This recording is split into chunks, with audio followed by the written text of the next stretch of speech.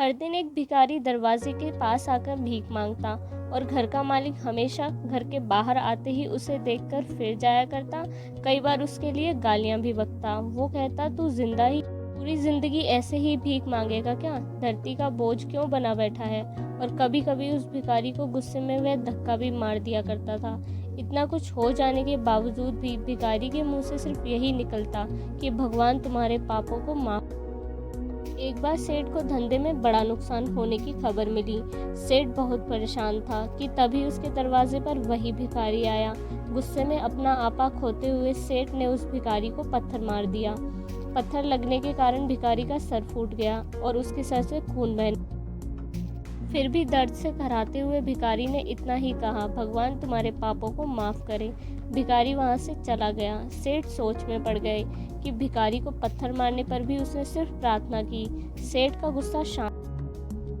का मन शांत हुआ। भिखारी का रहस्य जानने के लिए सेठ ने भिखारी का पीछा करना शुरू कर दिया।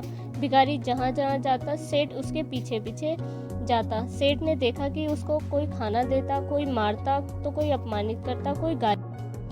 लोग भिखारी के साथ चाहे जैसा व्यवहार करते, लेकिन भिखारी सबके लिए एक ही प्रार्थना करता, भगवान तुम्हारे पाप माफ करे। अब रात होने को आई। भिखारी अपने घर जाने के लिए लौटा।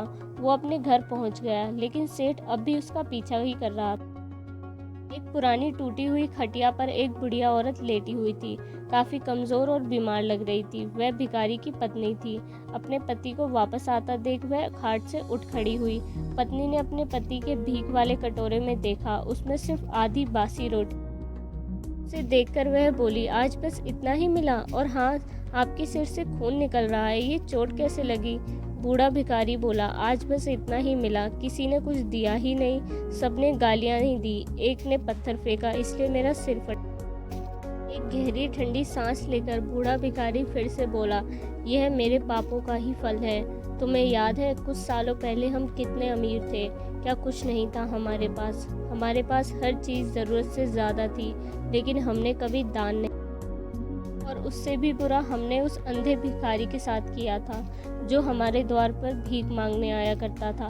बूढ़ी पत्नी की आंखों में आंसू आ गए। वह बोली, हाँ, हम उस बेचारे अंधे के साथ बहुत बुरा करते थे, उसका अपमान करते, उसे खाने के लिए रोटी की जगह कागज़ दी, उसका मजाक उड़ाया करते और कभी कभी मारा भी करते।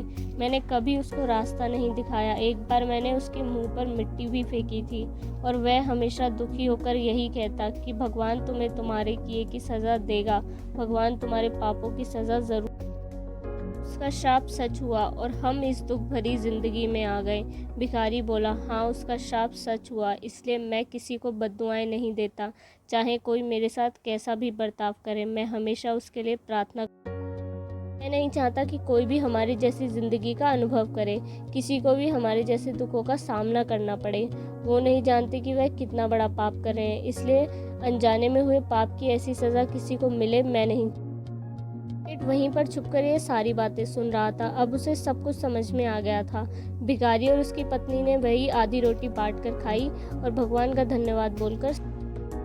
अगले दिन भिखारी फिर से भीख मांगने गया। सेठ के घर के पास जाते ही सेठ ने पहले से ही गर्म रोटियां उसके लिए निकाल कर रखी थी। उसे देते हुए सेठ विनम्रता से बोला, माफ़ कर दीजिए बाबा, मुझसे बहुत बड़ी गलती। भिखारी बोला, भगवान तेरा भला करे। इतना कहकर वह आगे निकल गया।